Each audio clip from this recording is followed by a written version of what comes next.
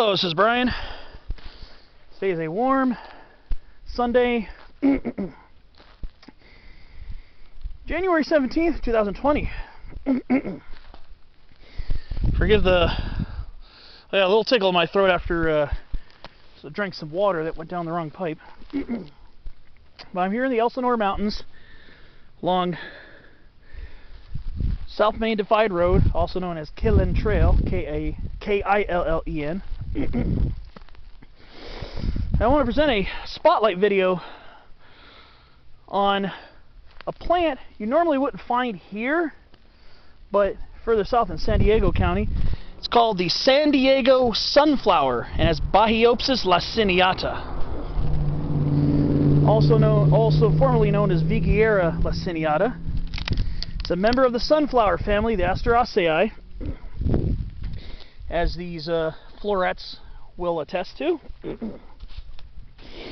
It is a relative of the Encelias, and here in Southern California we've got several species of Encelia. The most common which would be Encelia californica, closer to the ocean, and Encelia farinosa, the brittle bush, further inland. So this is a relative of that plant.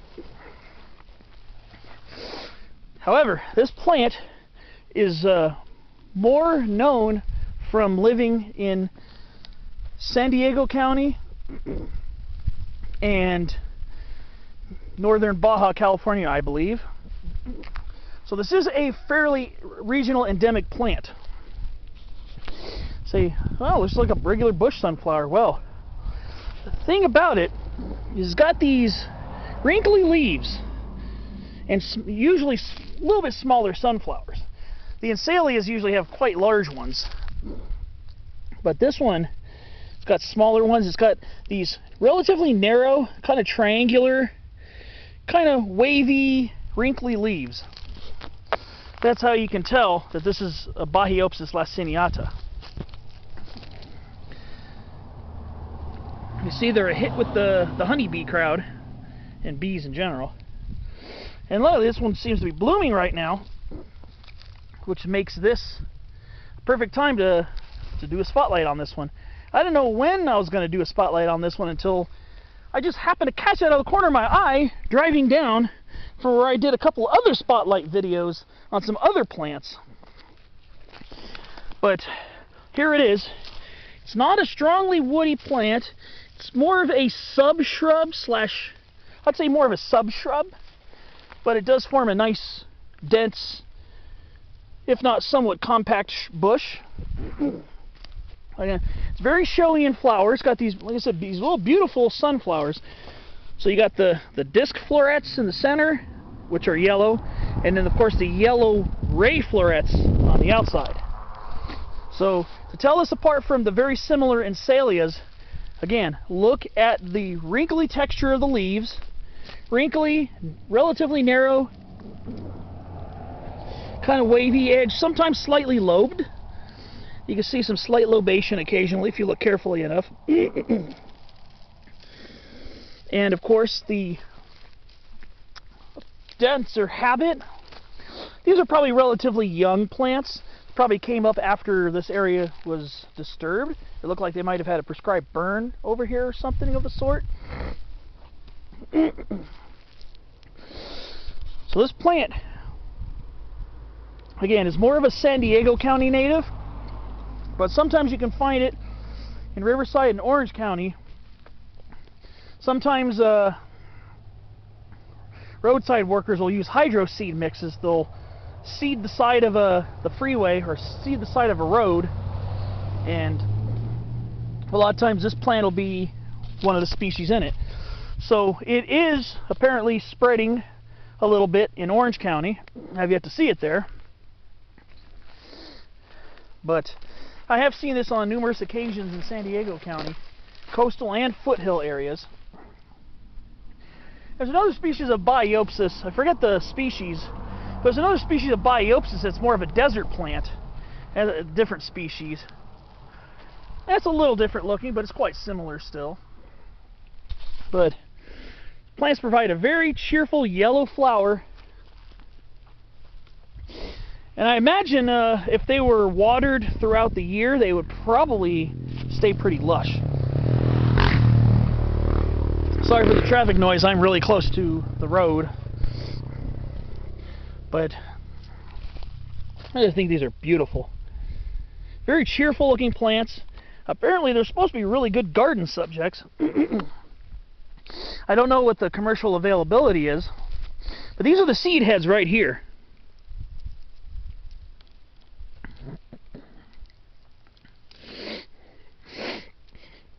Very similar to Encelia species. These round dried seed heads. Quite similar to the Encelias and the Helianthus, to which these are fairly closely related.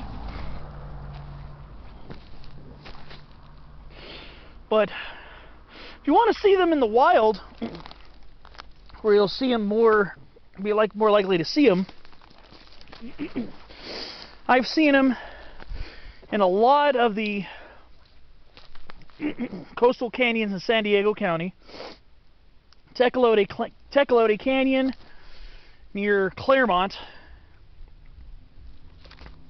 is a pretty good place to see these. Tecolote Canyon, you'll see some specimens out in the open sun. Places like that, you really can't go wrong.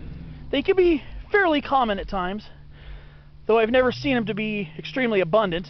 You can also see them in the foothills. I've seen them along the McGinty Mountain Trail in Jamul. I don't know if you pronounce it Hamul or Jamul, but it's a really beautiful community in south central San Diego County. It's got a lot of beautiful hill and mountain hikes around it. But I've seen it in that area along the McGinty Mountain Trail. And this plant likes the coastal canyons and foothill canyons and low elevation mountains. And like this area is a disturbed site, so this tells me that this plant does like to come up in disturbed circumstances, and it frequently does. But it's also found in coastal sage scrub and perhaps openings in lower elevation chaparral. So right here we're in a disturbed area of the chaparral. Very heavily disturbed. You can see what looks like the large ryegrass. This looks like Elymus condensatus. There's a lot of that here. You see a lot of these along the roads up here in the Santa Anas. So this area very heavily disturbed. So you'll find them in disturbed areas, and again coastal sage scrub and chaparral. Beautiful plant. Let me go sniff it to see if it has a smell. I've never actually tried sniffing to see if there was any fragrance to it. Let's go find out right now. Let's go make sure there's no honeybee where I stick my nose.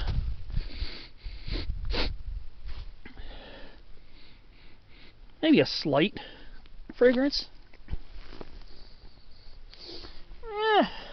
Not much of a fragrance. But the plant doesn't really have a strong smell to it.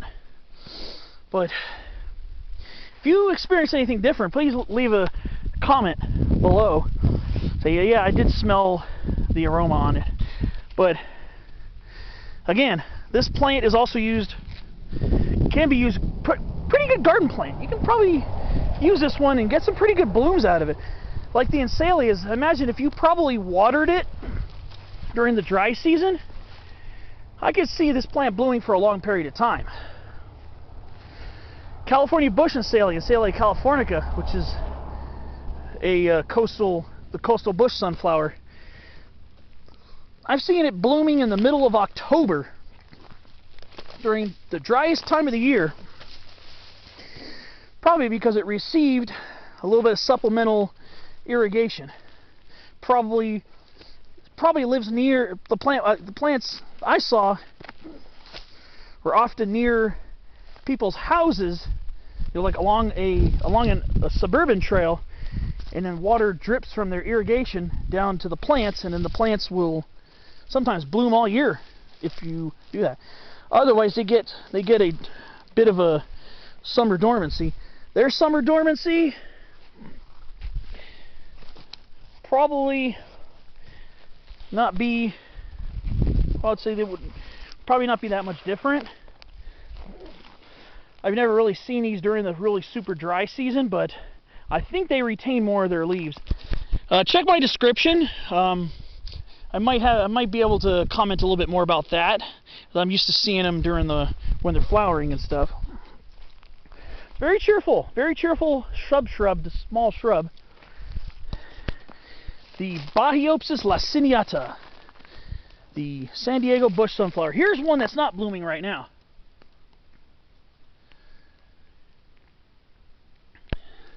See, this one right here has not really gone into super leaf, so they'll be definitely sparser during the dry season, but then they look a lot more lavish during the rainy season.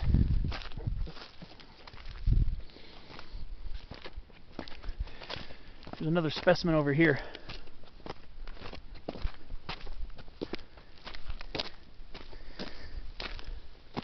Here's a smaller bush sunflower.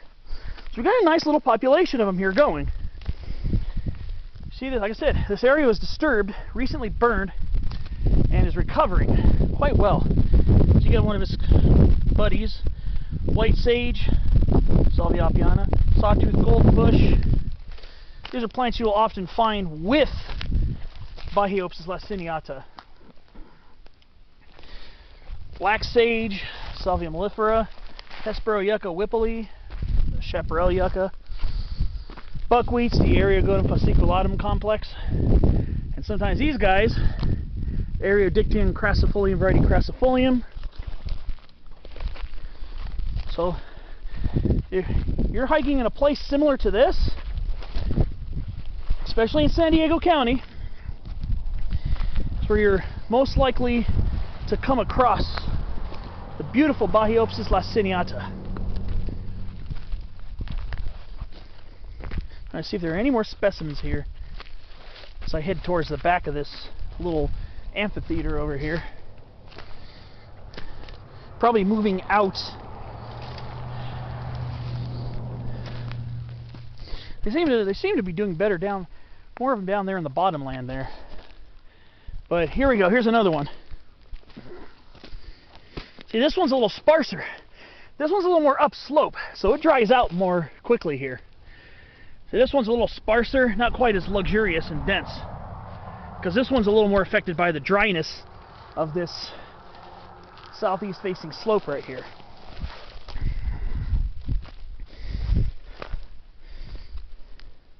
There you have it. Bahiopsis laciniata, a whole bunch of them on this slope right here. The San Diego bush sunflower.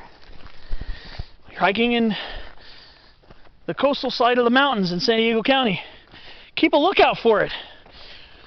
Wavy, triangular leaves, wrinkled, dense during the rainy season, cheerful yellow florets with yellow disc florets in the center and yellow ray flowers on the outside. And just an overall very pleasant, beautiful shrub. Another native here of Southern California. And with its very narrow endemic range, it's quite a rarity. Although it can be locally common within its range, but its sparse distribution definitely warrants it being special, it'll be given protective status. So that was it, Bahiopsis laciniata. That was another Spotlight on Shrubs episode. I hope you enjoyed it and found it informative and helpful in helping identify yet another one of our awesome species of plants native here to SoCal. Thanks for watching, and I will see you on the next episode.